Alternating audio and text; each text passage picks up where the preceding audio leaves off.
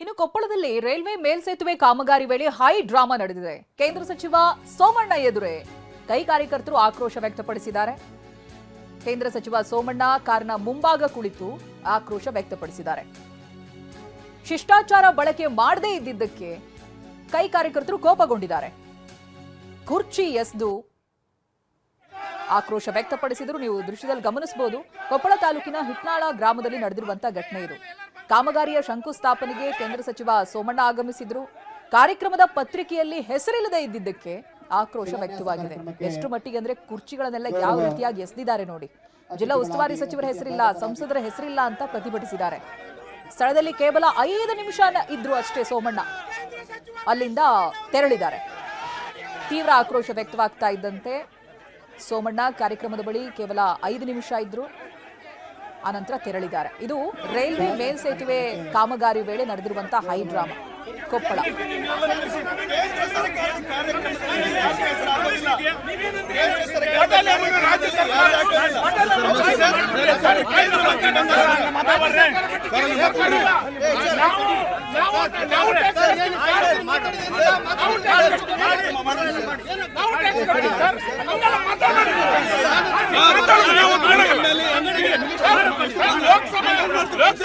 ಲೋಕಸಭಾ ಸದಸ್ಯರ ಹೆಸರಿಲ್ಲ. ಕೇಂದ್ರ ಸರ್ಕಾರಕ್ಕೆ ಕೇಂದ್ರ ಸರ್ಕಾರಕ್ಕೆ ಬಂದ್ಬಿಡ್ರಿ. ಯಾರು ಇಲ್ಲ, ಎಲ್ಲರೂ ಬಂದ್ಬಿಡ್ರಿ.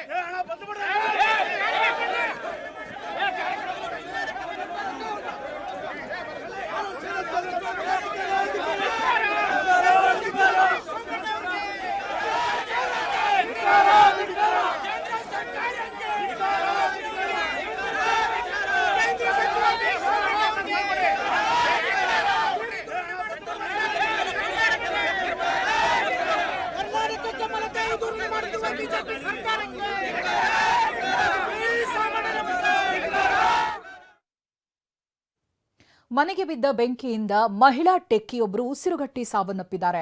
ಮಂಗಳೂರು ಮೂಲದ ಶರ್ಮಿಳಾ ಮೃತ ಟೆಕ್ಕಿ ಅನ್ನೋದು ಗೊತ್ತಾಗ್ತಾ ಇದೆ. ಬೆಂಗಳೂರಿನ ಸುಬ್ರಹ್ಮಣ್ಯ ಲೇಔಟ್ನಲ್ಲಿ ವಾಸವಾಗಿದ್ರು ಇವರು. ಮಂಗಳೂರು ಮೂಲದವರು. ಜನವರಿ 3ನೇ ತಾರೀಕು ರಾತ್ರಿ ಶರ್ಮಿಳಾ ಮನೆ ಬೆಂಕಿ ಹೊತ್ಕೊಂಡಿತ್ತು. ಮನೆಗೆ ಶರ್ಮಿಳಾ ಮನೆಯಿಂದ ಬರ್ತಾ ಇದ್ದಂತ ಹೊಗೆಯನ್ನ ಮಾಲೀಕ ಗಮನಿಸಿರ್ತಾರೆ. ತಕ್ಷಣವೇ ರಾಮಮೂರ್ತಿ ನಗರ ಪೊಲೀಸರಿಗೆ ಮಾಹಿತಿ ಕೊಡ್ತಾರೆ ಮನೆ ಮಾಲೀಕರು. ಕೂಡಲೇ ಅಗ್ನಿಶಾಮಕ ಸಿಬ್ಬಂದಿ ಹಾಗೆ ಪೊಲೀಸರು ಕೂಡ ಸ್ಥಳಕ್ಕೆ ಬರ್ತಾರೆ. ಮನೆ ಡೋರ್ ಅನ್ನ ಒಡೆದು ಪೊಲೀಸರು ಒಳಗೆ ಹೋಗ್ತಾರೆ. ಮನೆಯೊಳಗೆ ಹೋಗಿ ನೋಡಿದಾಗ ಟೆಕ್ಕಿ ಶರ್ಮಿಳಾ ಪ್ರಜ್ಞೆ ತಪ್ಪಿ ಬಿದ್ದಿದ್ರು. ಅವರನ್ನ ಆಸ್ಪತ್ರೆಗೂ ಕೂಡ ದಾಖಲಿಸ್ತಾರೆ. ಬಟ್ ಆ ವೇಳೆ ಮೃತಪಟ್ಟಿರೋದು ದೃಢವಾಗುತ್ತೆ. ಮನೆಗೆ ಬೆಂಕಿ ಬಿದ್ದಿರುತ್ತೆ. ಅದನ್ನ ಮನೆ ಮಾಲೀಕರು ಗಮನಿಸಿ ತಕ್ಷಣವೇ ಪೊಲೀಸರಿಗೆ ಮಾಹಿತಿ ಕೊಟ್ಟಿದ್ದಾರೆ. ಅಗ್ನಿಶಾಮಕ ದಳ ಪೊಲೀಸರು ಎಲ್ಲ ಬಂದು ಬದುಕಿಸುವಂತ ಎಲ್ಲಾ ಪ್ರಯತ್ನಗಳಾದರೂ ಕೂಡ ಮೃತಪಟ್ಟಿದ್ದಾರೆ. ಬೆಂಕಿ ಬಿದ್ದಿದ್ದರಿಂದ ಹೊರಬರೋದಕ್ಕಾಗ್ದೇನೆ ಉಸಿರುಗಟ್ಟಿ ಸಾವನ್ನಪ್ಪಿರುವ ಶಂಕೆ ವ್ಯಕ್ತವಾಗ್ತಾ ಇದೆ. ಬಟ್ ಬೆಂಕಿ ಹೊತ್ಕೊಳ್ಳೋದಕ್ಕೆ ಕಾರಣ ಏನು ಅಂತ ಪೊಲೀಸರು ತನಿಖೆ ಮಾಡ್ತಾ ಇದ್ದಾರೆ. ಮನೆಯಲ್ಲಿ ಬೆಡ್, ಕರ್ಟನ್ ಎಲ್ಲವೂ ಕೂಡ ಸುಟ್ಟು ಭಸ್ಮ ಆಗಿದೆ. ಘಟನಾ ಸ್ಥಳಕ್ಕೆ ಇದೀಗ ಎಫ್ಎಸ್ಎಲ್ ತಂಡ ಕೂಡ ಭೇಟಿ ನೀಡಿ ಪರಿಶೀಲಿಸಿದೆ. ಪೊಲೀಸ್ ಠಾಣೆಯಲ್ಲಿ ಅಸಹಜ ಸಾವು ಅಂತ ಪ್ರಕರಣ ದಾಖಲಿಸಿಕೊಂಡಿದ್ದಾರೆ. 1 ವರ್ಷದ ಹಿಂದೆ ಇವರು ಮಂಗಳೂರಿನಿಂದ ಬೆಂಗಳೂರಿಗೆ ಬಂದಿರ್ತಾರೆ. ಒಂದು ಸಾಫ್ಟ್ವೇರ್ ಕಂಪನಿಯಲ್ಲಿ ಎಂಜಿನಿಯರ್ ಆಗಿ ಕೆಲಸ ಕೂಡ ಮಾಡ್ತಿರ್ತಾರೆ ಶರ್ಮಿಳಾ. ಬಟ್ ಇವಾಗ ಮನೆಗೆ ಬೆಂಕಿ ಬಿದ್ದು ಇವರು ಸಾವನ್ನಪ್ಪಿದ್ದಾರೆ. ಬೈಕ್ನಲ್ಲಿ ಬಂದು ರಸ್ತೆ ಬದಿಗೆ ಯುವತಿಯೊಬ್ಬರು ಕಸ ಎಸೆದಿದ್ದಾರೆ.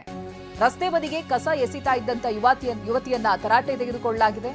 ಜಯನಗರದ 8ನೇ ಅಡ್ಡ ರಸ್ತೆಯಲ್ಲಿ ಯುವತಿಯೊಬ್ರು ಕಸ ಸುರಿದಿದ್ದಾರೆ. ರಸ್ತೆಯಲ್ಲಿ ನೋಡಿ, 2 ವೀಲರ್ನಲ್ಲಿ ಬರ್ತಾರೆ, ಕಸ ಸುರಿದು ಹೋಗೋದು.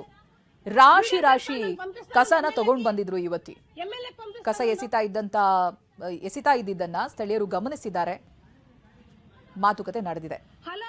ಏನ್ ಕಾಮನ್ ಸೆನ್ಸ್ ಇಲ್ವಾ ನಿಮ್ಗೆ? ಎತ್ಕೊಂಡೋದ್ರೆ ಸರಿ. ಈಗ ಮರ್ಯಾದೆಯಾಗಿ ವಿಡಿಯೋಸ್ ಎಸ್ಕೊಂಡು ನಾನು ಪಂಪಿಸ್ತಾನುಂಡು. ಎಮ್ಎಲ್ಎ ಪಂಪಿಸ್ತಾನುಂಡು.